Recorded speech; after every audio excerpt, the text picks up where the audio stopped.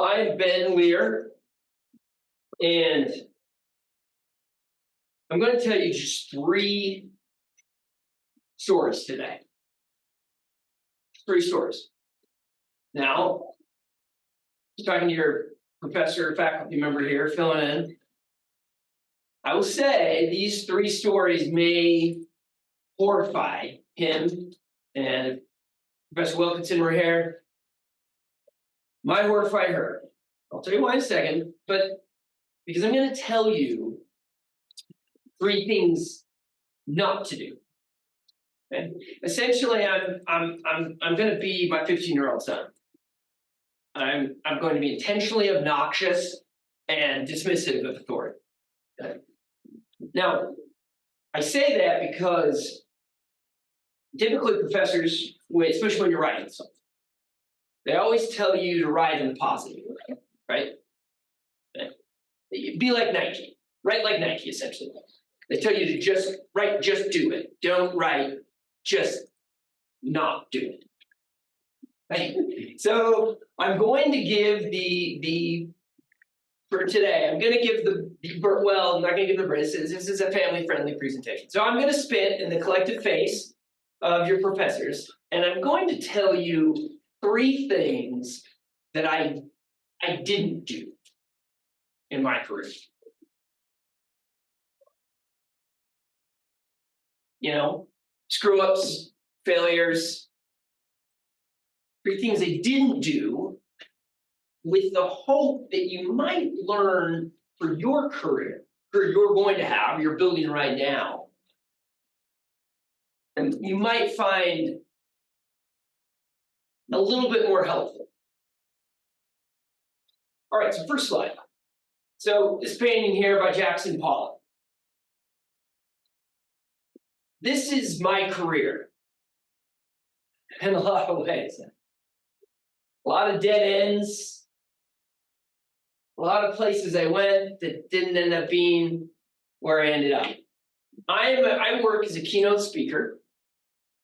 I also manage a business, or excuse me, I should say, immigration and business law firm.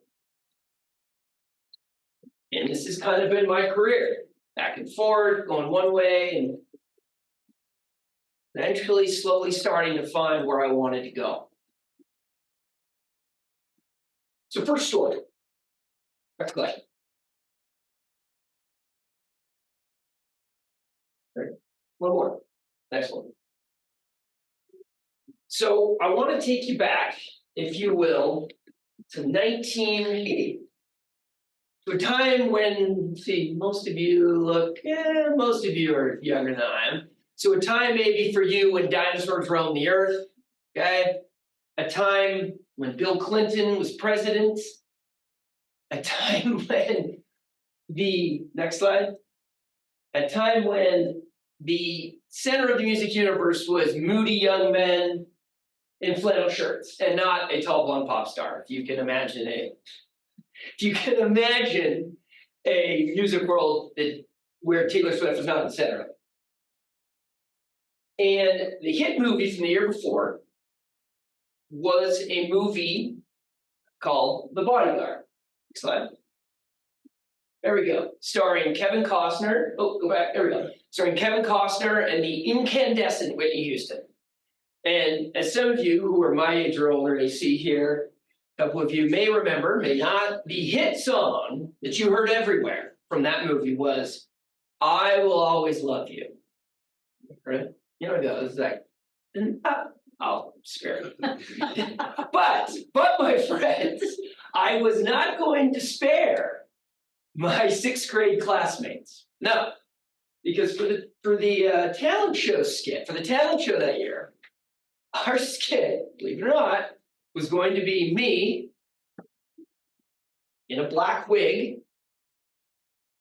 pretending to be Whitney Houston, who is an American, and 2 of my friends who would come out on either side of the stage as I would belt out the chorus, and they would simulate a fight for my love.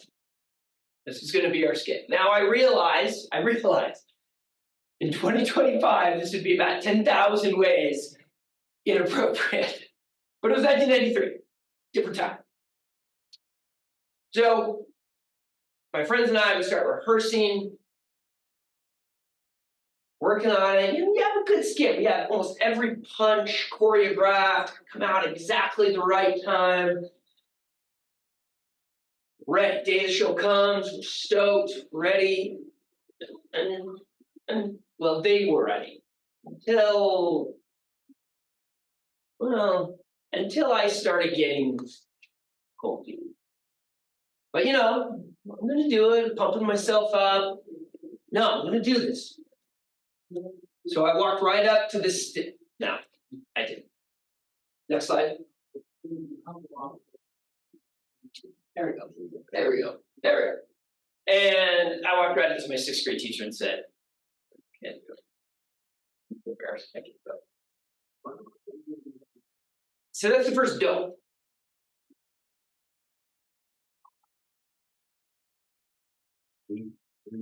There we go. Don't. Next one.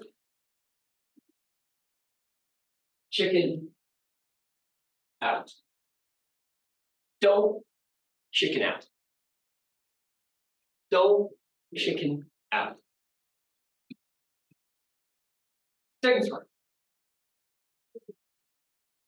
Next slide.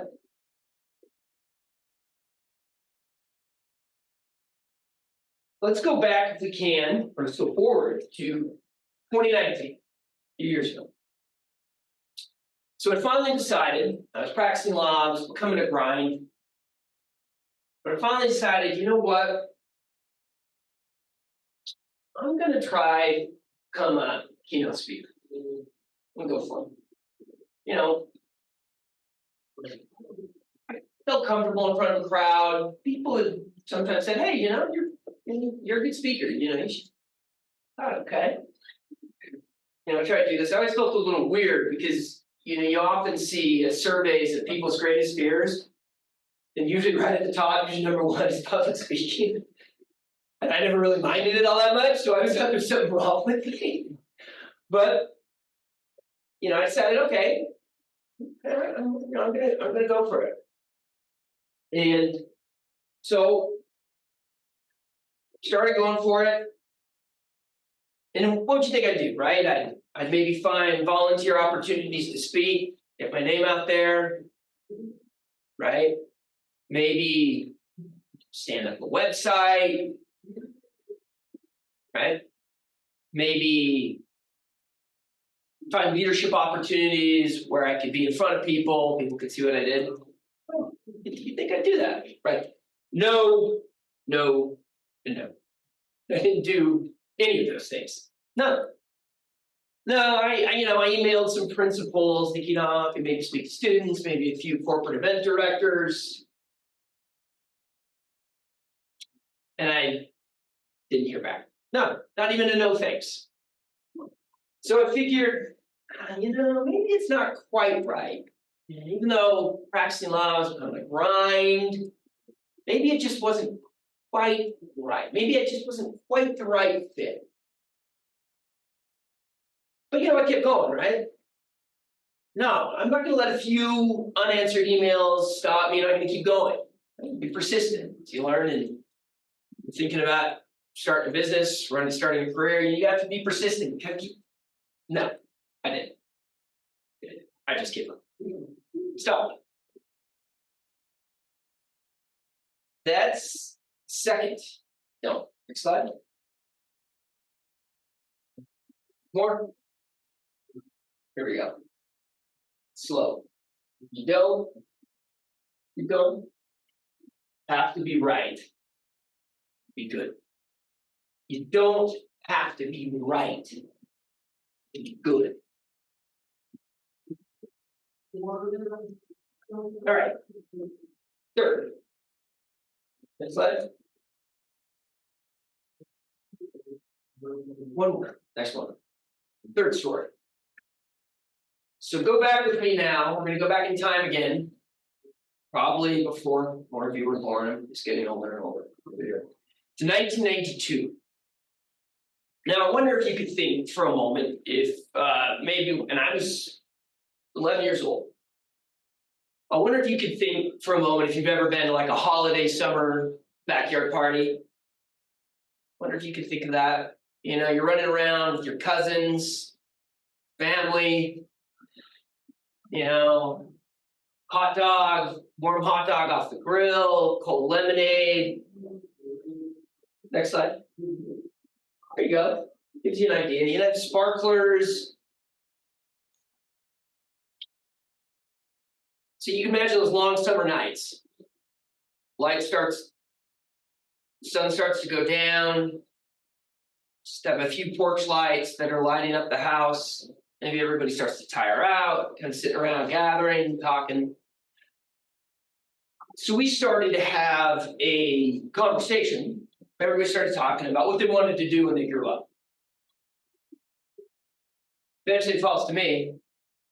And I said, I don't know, maybe to write a book.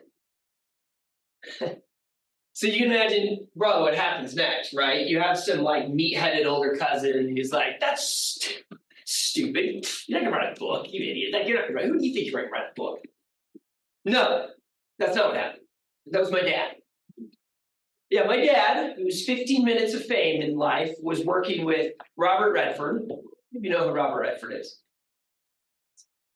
Oh man, I am getting old. I'm sure AC knows who Robert Redford was. Robert Redford was the biggest star in the 1970s. Should have brought a picture. Probably the biggest movie star in the 1970s. And also became a director. And my dad got connected with him because Robert Redford helped found the Sundance Institute for Filmmakers, and then later got on board with the Sundance Film Festival. It's going on right now. So my father's 15 minutes of fame was helping Robert Redford and others to raise money to develop the Sundance Institute for budding filmmakers. So it was my dad who said, you want to write a book? Oh. Every person I meet working with Redford wants to write a book, wants to write a screenplay. Oh, that's the stupidest idea. You don't want to write a book. Sitting there in the dark, thinking, oh, well, my dad is just, I'm like, damn, I don't want to. Next slide. Again. Come on. There we go. Don't let anyone tell you not to try. Don't let anyone tell you not to try.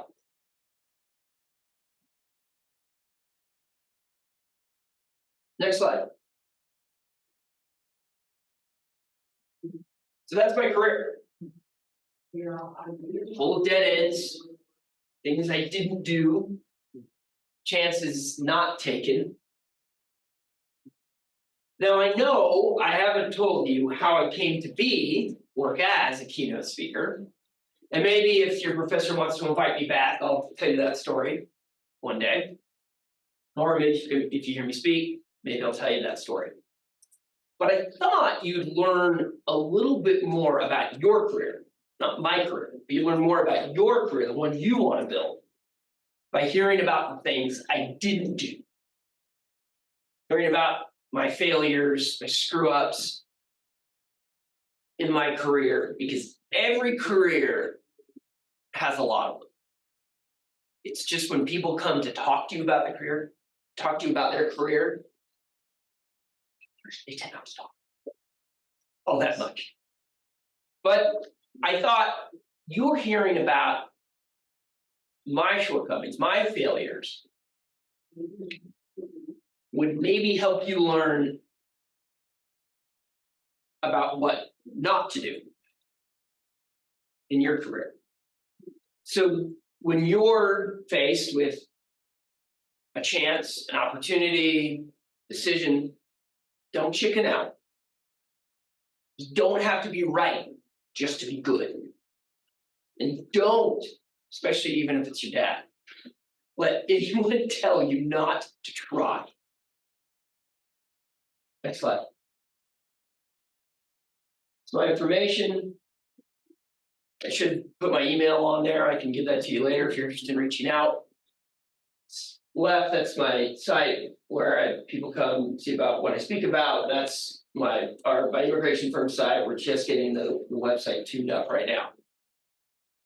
That's my career. Thank you.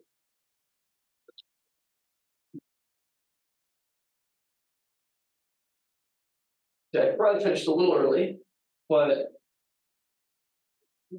any questions? Yeah, go ahead. I was just curious a little bit about your company.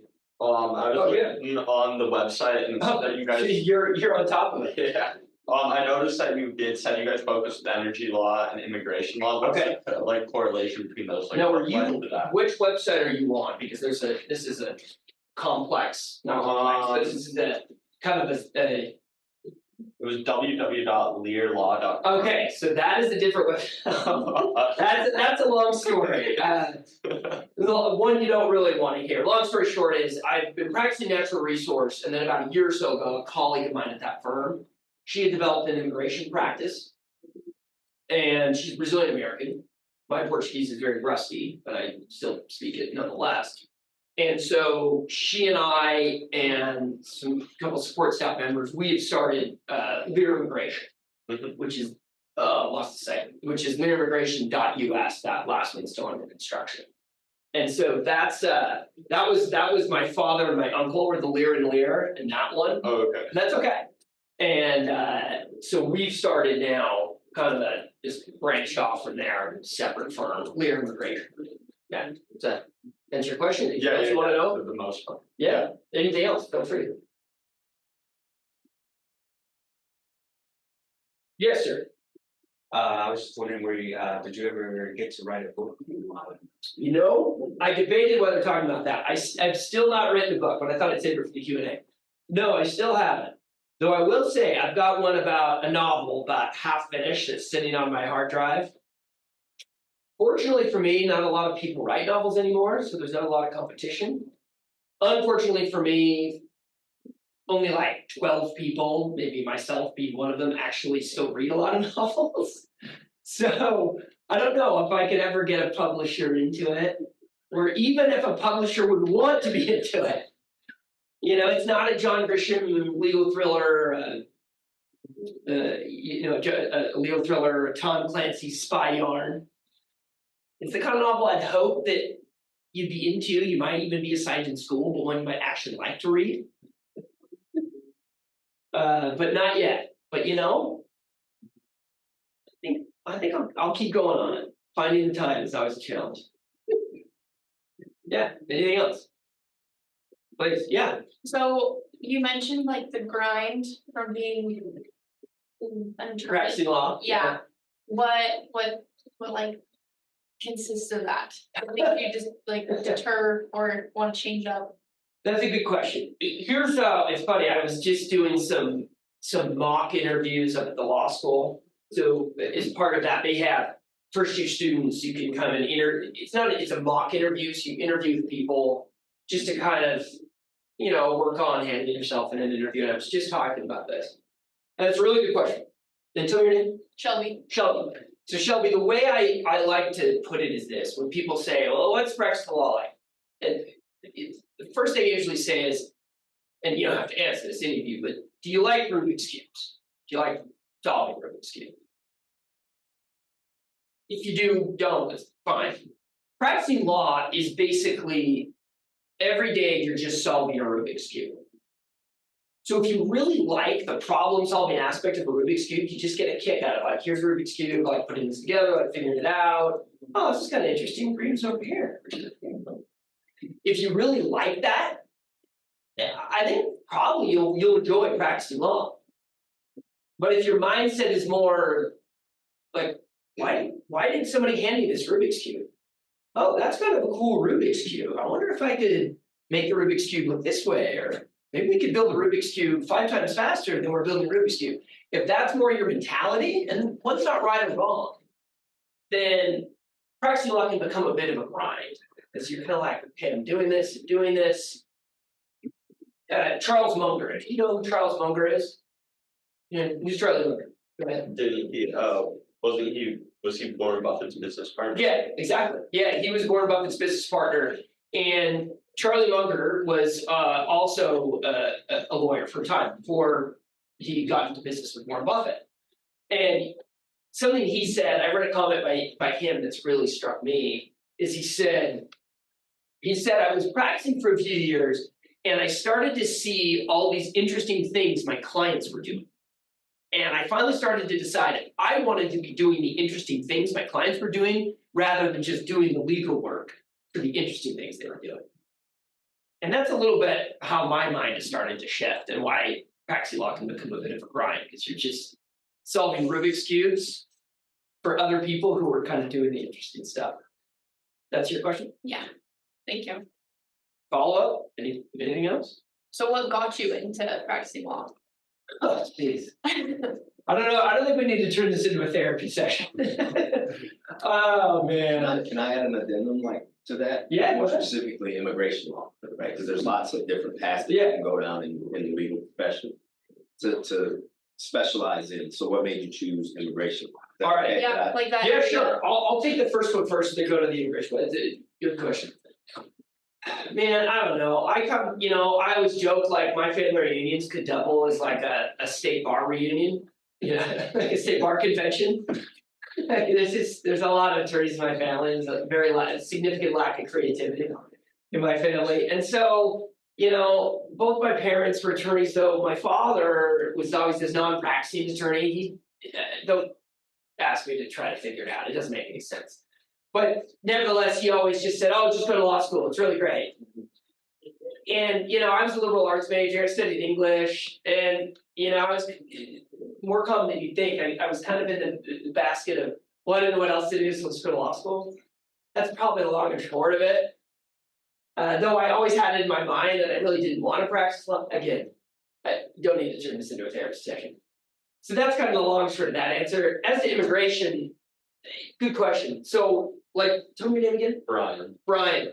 So I litigated for a couple of years, and then I moved over to my father and uncle's firm. Their practice is natural resource, both traditional oil and gas and renewable as well. But it's a lot of transactional work. And I was doing it, and it was fine. I was good at it, but didn't really feel at home. And I was wanting to kind of do more on kind of the development side. I'm going to make another pop culture reference, so it's dating, just getting a little bit old. How many of you watch Mad Men? Watch Mad Men? Okay, great. Now, you may have tell your name? No. Say, try. This is Daniel. Daniel? Yeah. Okay, sorry. My brother's Daniel, so that's easy. Okay. So Daniel, you may remember on Mad Men, there's kind of a divide in advertising firms. They have the creatives, like the John Hamm, the Don Draper, the handsome guy. He's the creative. He's coming up with all the pitches. And then on the other side, they have the account guys. That's the John Slattery character, the shorter guy with kind of the whitish gray hair, kind of the fast talking guy. And those are the folks who are whining and dining the clients. Law firms strangely don't operate that way. You both do the work and you are expected to develop it. Probably should function more like the human admin. At any rate, I kind of gravitated more toward the development side. Thinking in ways, the firm could do different things. How can we expand clients here, find a client there? So during the pandemic, my colleague I mentioned, she's Brazilian American. Our work really dipped because, as you may remember, during the pandemic, nobody was going anywhere. So, especially on the oil and gas side, and our renewable side was just getting going, our work kind of the bottom fell out of our work. And so she, with her language capacity, English and Portuguese, she also speaks Spanish, she started developing an immigration practice, kind of keep things going. And as our work started to pick back up, and I'm kind of starting to think, okay, I've been doing this for about 10 years, and I approached her and I said, hey, what would you think about, my helping you grow the practice? My Portuguese is rusty, help. She said, it's actually great. In her view, take for what it's worth, for her experience, she felt, at least coming from Brazil, and I don't want to speak more broadly about Latin America, it'd be a bit patriarchal. So she just said, look, I know this sounds really crude, but I'm just going to put it out there. She just, having a white guy who speaks Portuguese, it's like a face as part of the firm would be really helpful to grow the practice. She's like, it sucks. But she said, that's just my take. And I said, great. And so that's kind of how I've gotten into it in doing, I kind of always say that I'm setting her up.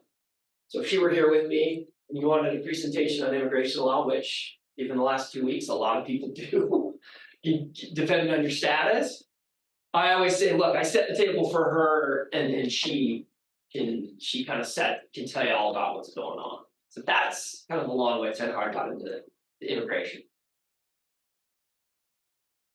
Any other questions? Yeah, go ahead. Yeah, please. What is your biggest failure? You are most proud of? You know, that's a great question. And I'm 44, so not about halfway through life. I still feel like I've got 20, 30 years of work left in me, so time to make more failures. My biggest, kind of covered them a little bit. I probably think that last story I told, my dad, and to give my dad a break, I think if he were here now, he'd probably want that comment back. But I think that's probably my biggest maybe regret or thing I kind of wished. I really wished at the time I'd spent more time really learning to write well. Like I studied English, so I write pretty well. But I don't know if I had quite that creative literary mind to write the kind of novel I want to write. But that might be my biggest failure, that I didn't really just start plugging away when I was younger. There's a line, okay, I'm going to date myself again. Everybody know who Bruce Springsteen is? Okay, good, he's still around. The boss is still keeping it going. Bruce Springsteen said once, you have to do something badly for 5 years before you can learn to do it well.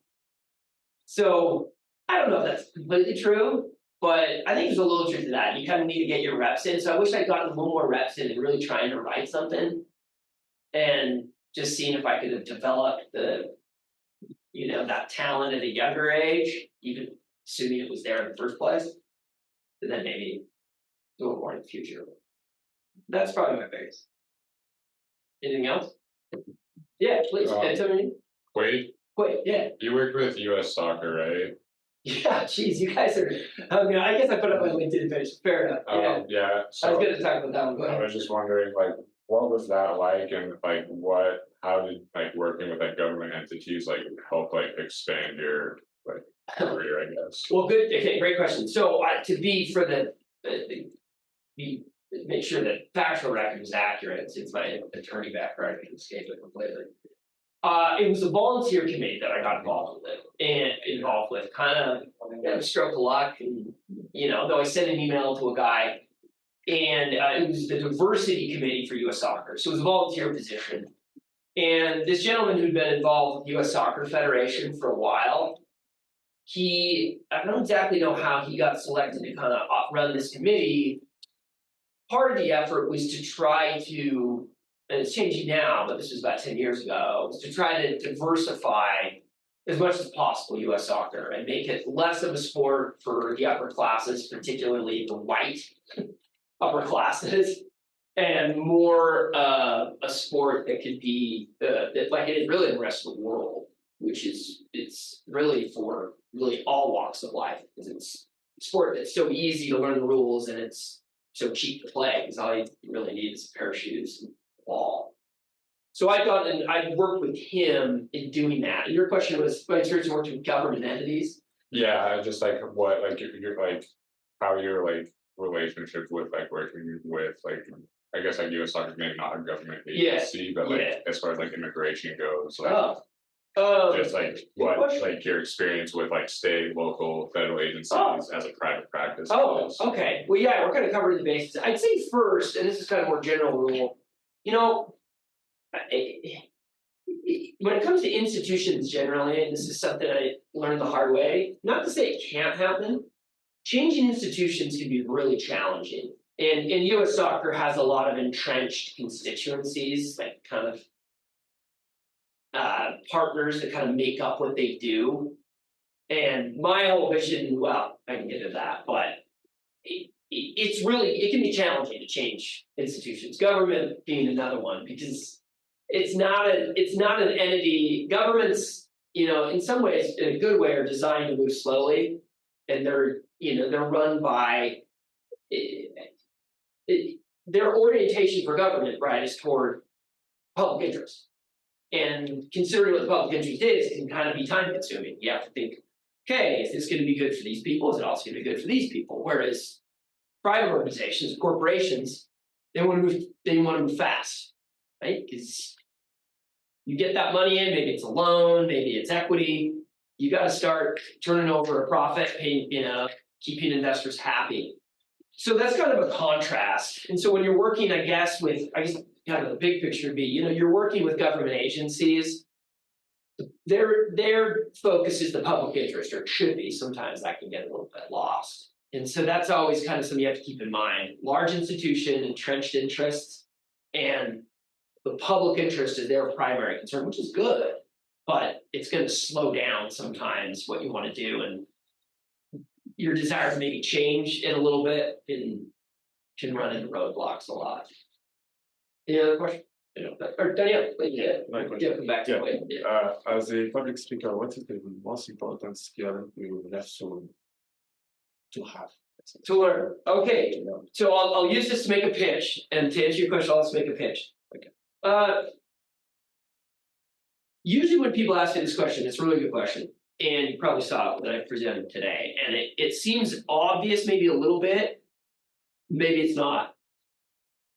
I always come back to structure, and I think about any writing class you're in, and you may hear a writing professor harp on your structure of your essay, right? Tell them what you're going to tell them what you told them. So getting the structure down of what you want to say, I think is like number one. And if there were like a 1B point to that, it would be what's called the rule of three.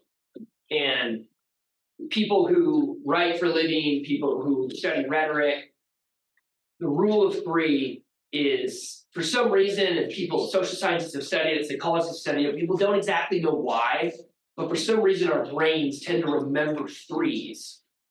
And they tend to it focuses our mind more easily. Like as an example, Winston Churchill, right, Prime Minister of England during World War II. He gave a few famous speeches to Parliament. If you see the movie, Darkest Hour, thank you, yeah, by Joe Wright, directed it.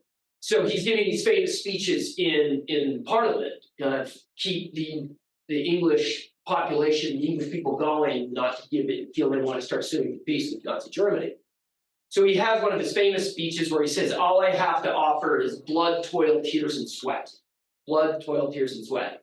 And I think I don't know if there's been formal research done on it, but some people who've looked at it, when they talk to people tend to remember 3 of those and not 4. So to come back to your question, structure and rule of 3. Whenever you're speaking, see if you can just get down, you get your main point, whatever that is, and then see if you can have 3 ways of talking about that main point, whether it's a story, a quote, a statistic, whatever it is. That's usually my first piece of advice. It's just rule of 3, structure. Answer your question? Thank you. Yeah. Yeah. Wait, you're gonna. So I have some friends that are paralegals in Oakland for an immigration law firm, and they usually when I'm hanging out with them when they're coming back to visit when I'm out there, they usually are talking about evictions and rent is usually kind of the cases that they addictions and rent. Evictions.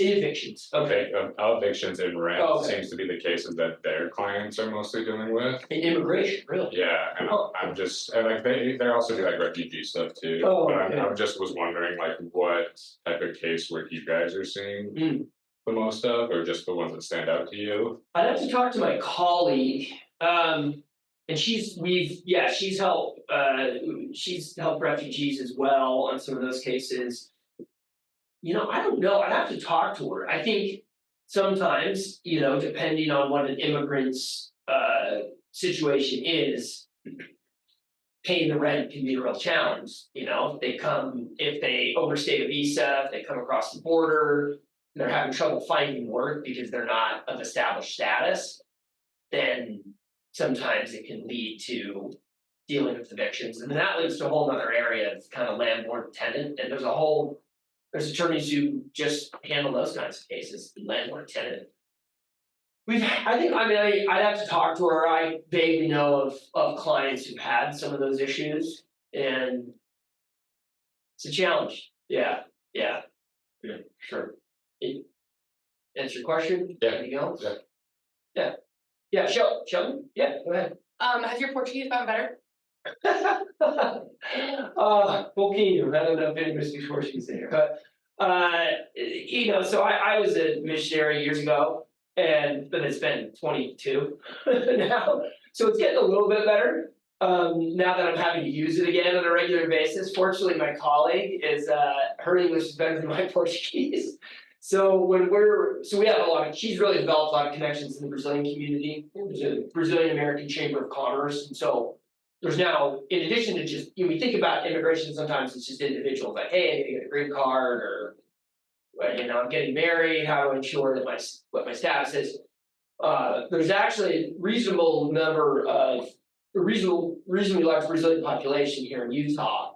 And they've now formed businesses, they've started businesses, and they now want to bring in immigrant workers. So a lot of times those meetings are in Portuguese, so it's getting better again, but I definitely need to go spend a couple months in the country again to brush up or get on Duolingo for a while. But it's coming back. It's a little bit like riding a bike. Once you learn one, it comes back, but it takes some time. Yeah. Paula? Yes. Annette, what would you say is your main challenge now? You appear rather established. Yes. I was talking to your professor sometimes. It feels a bit circuitous, but yeah. Oh, what would you say is your main challenge? Oh, I think my main challenge now that I've started speaking and actually getting paid for it, I think the main challenge is still kind of balancing things. So I have my natural resource practice, which is still kind of partly paying my bills, and this immigration practice is growing. And I think my main challenge is a little bit of just finding that time now to do it. I think my challenge in terms of developing my career as a speaker is probably just, it sounds cliche, but maybe, and I've gotten a few breaks already, but maybe even getting a few more, just so having more people hear about me. And now with social media, which I use, LinkedIn primarily, is a good way to kind of tell people what I'm doing. It helps. But just just keep working to find that moment where someone says, hey, I really want you to come in and do this, and kind of elevates my profile even a little bit more. And, I think a lot about, I don't know if any of you have ever had, this is probably really just about any venture that you're taking on your own. People used to come up to Steve Martin a lot, the comedian actor, and they'd say, hey, how do I get an agent? How do I get to this gig or this? And he'd always respond with, be so good they can't ignore you. And so that's kind of where I am is, I feel I'm pretty good, but still improving, but just getting myself to a place where someone's like, hey, I really want you to come do this. That's probably what I'm facing right now. Does that answer your question? Mm-hmm. Do you have a certain topic matter? Good question as well. If you checked out my site, my kind of pitch is, this is kind of my elevator pitch for that. So I'll give you my elevator pitch and have a chance to practice my elevator pitch. Okay. I wonder if you ever could think of a movie that was kind of kept on the edge of your seat, and you're wanting to get to the next scene to find out what happened, but it also made you think. So I don't know what that movie is for you. For me, maybe it's like, again, this is kind of movie that stood the test of time. It's 25 years old, like 26. The Matrix, or maybe like Dark Knight. Christopher Nolan's pretty good for these kinds of movies, like Oppenheimer. You guys saw that a couple of years ago. A movie about nuclear physics, but somehow you were, at least for me, I was like pretty much engaged in the movie. That's kind of how I kind of try to present myself, is that, entertaining and thoughtful. There's a lot of speakers out there that are great, and they present at, you know, corporate functions, schools, different places. And I don't want to take anything away from them, they're great.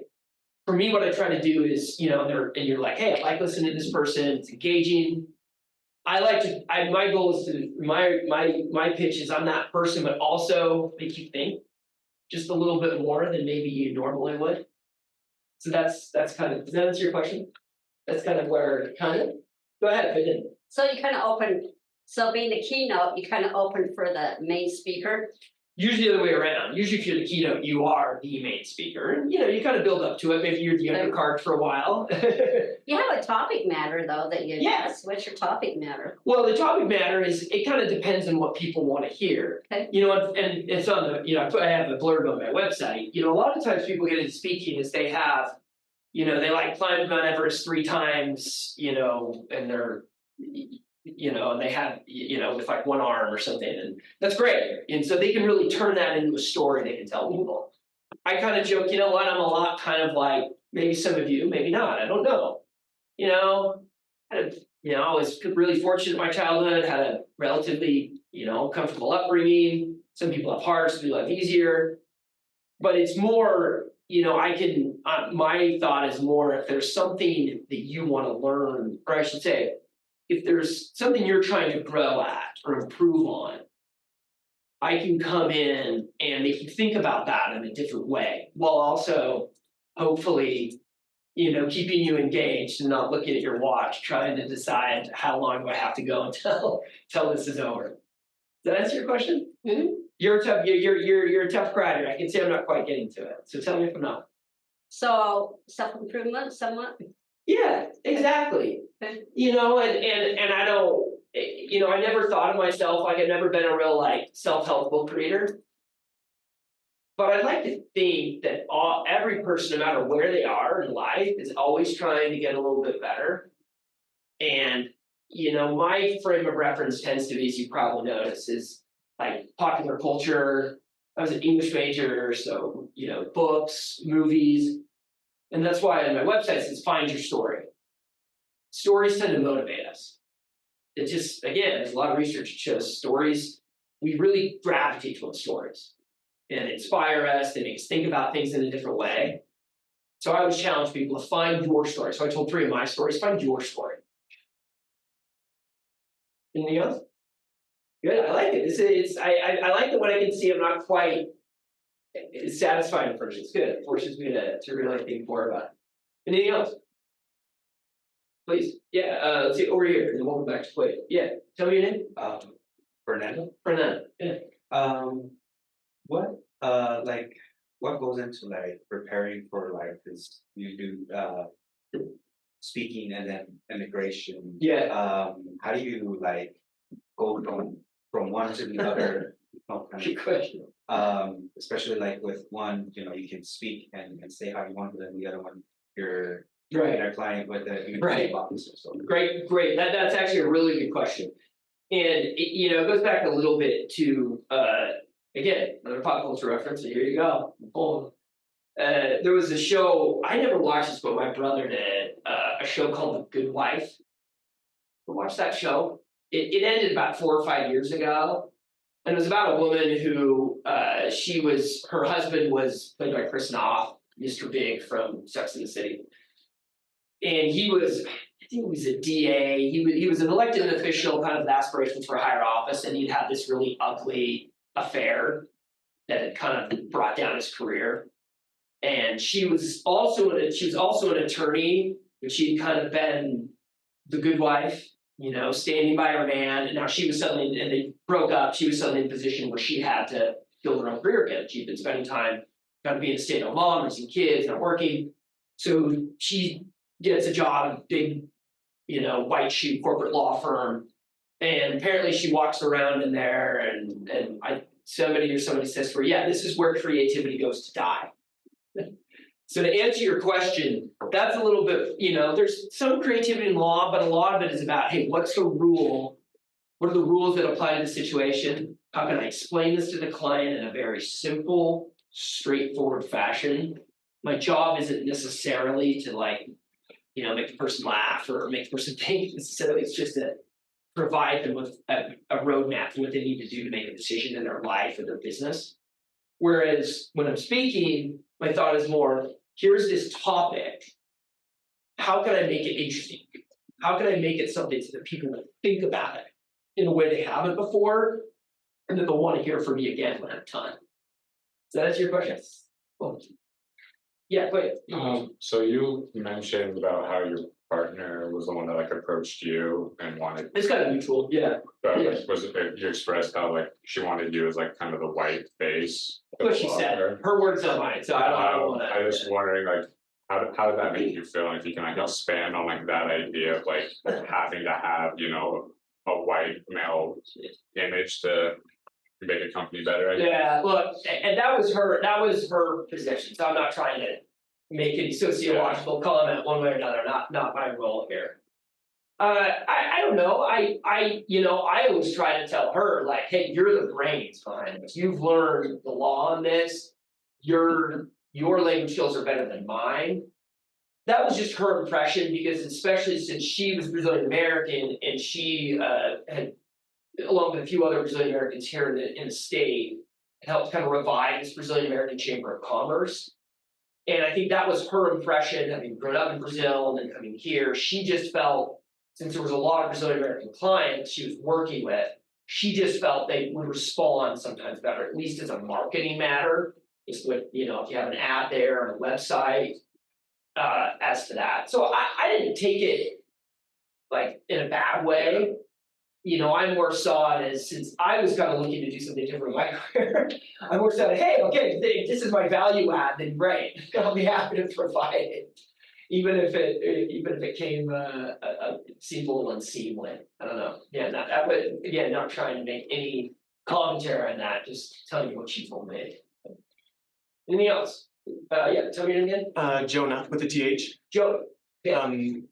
Along those lines, how do you, and do they teach you this in law school, but how do you market yourself as an attorney, with services to provide, advertising and such? Here, I will make a comment about this. Law school teaches you how to think. Law school, unfortunately, and it's still not changed in the 15 years since I graduated. It's just maybe a little bit, not a lot, what I can gather. It does not teach you how to actually work as an attorney. Med school is a little bit different from what I understand. You have a year, so we got to go in a minute here. You got a year, and then you're in rounds, and you're practicing, and you're actually seeing patients. Unfortunately, in law school, you do not learn, oh, hey, you want to hang your own shingle? Here are some of the things to do. You kind of have the community and the bar associations will have people who might be able to help you with that. But unfortunately, law school does not teach you that. Should. If you're planning on going to law school, I would recommend that you seek out a law program that has an opportunity to do a joint MBA. Yeah, that's a good idea too. And that's an easy way to connect to. I was fortunate to, when I started my key teaching career in North Carolina, the institution that I taught at had a prestigious law school in the state.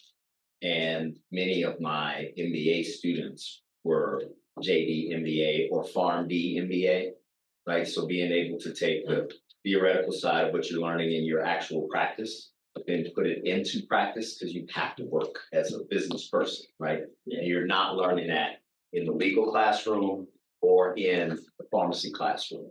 You're just learning the knowledge that you need for that discipline. The additional stuff will come from having that joint degree. Okay, one add on to that. If you do go to law school, maybe you don't end up in the MBA program, find a clinical opportunity where you go and you work, you intern maybe for pennies or nothing in the public defender's office, in the in the civil some civil office where you're handling a lot of matters and you're really learning the nuts and bolts of what you're doing every day. Yeah. And I'll have her send around my email, and I mean it sincerely. Any questions you have, any connections I can make for you, additional conversation I have, happy to help.